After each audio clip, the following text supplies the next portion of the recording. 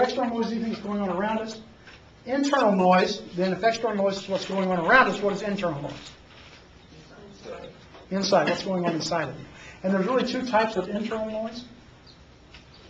First one is psychological, and what does psychological have to do with? Your mind, right? So what kind of things could be psychological noise? A dream.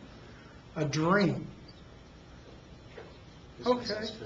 If you were thinking about the dream instead of listening to somebody else with you. You just have too many things in your mind and you can't concentrate. Okay. So you have something else in your mind, you're not concentrating? If you think about your personal problems, you don't pay attention to the speakers. Okay. So if you think about your personal problems, not pay. How many of you would ever in a class, not my class I'm sure, but some other class, be daydreaming, you're not paying attention to what the professor was saying? Has that ever happened to you? In fact, what percentage of college students would you guess are actually listening to the lecture at any given point in time? 15%. What? 15%? 15%. That's about right. Okay, have you heard this before, or you just guessed?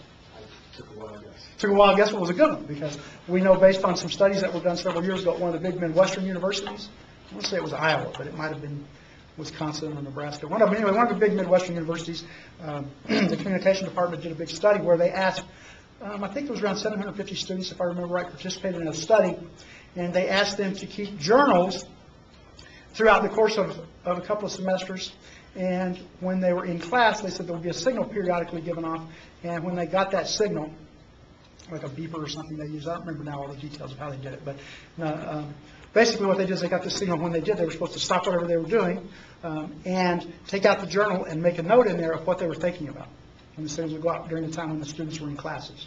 And then they did what's called an ethnographic study, where at the end of the study they gathered back all of these journals, went through the journal entries one at a time, and categorized them into broad categories. And they identified several broad categories of things that students were thinking about during class. And listening to the lecture was one of the categories, but what they found, it was only about 15% of the time that students were actually listening to the professor. So if they're only listening to the professor 15% of the time, what are they thinking about the other 85% of the time?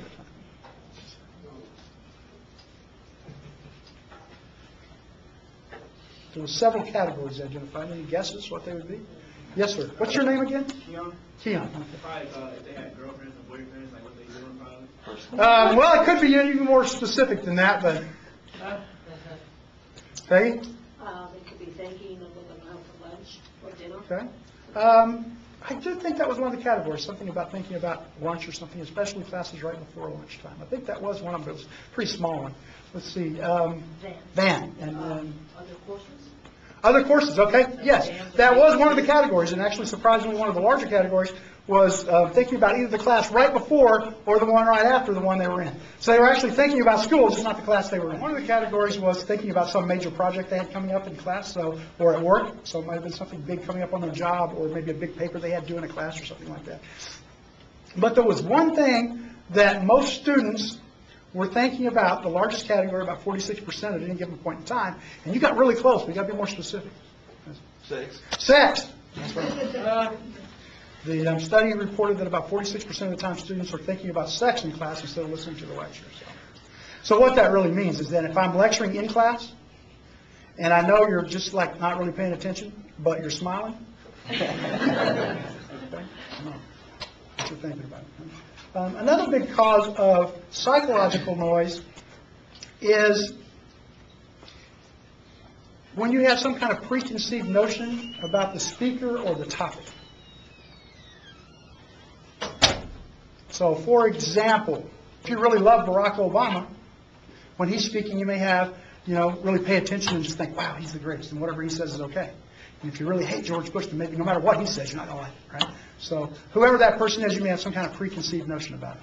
If I invited a speaker to class that was somebody that you took offense to, somebody who you thought was a bad person, or you didn't like them for some reason, then would you really listen and pay attention to what they were going to say? No, a lot of times we don't. And that's unfortunate because, really, if you want to argue with somebody in debate, then you really need to listen to people, especially the ones you disagree with. You really pay close attention. But those are kind of the major causes of psychological noise.